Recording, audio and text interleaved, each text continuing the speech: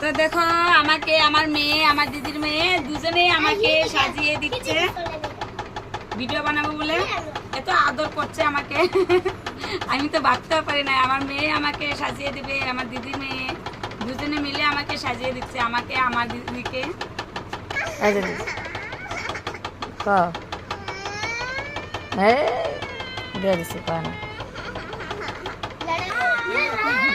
তো দেখো আমাকে আমি সকালে কিছু খাই না, তাই মানে আমাকে খাইয়ে দিতে এনেছে।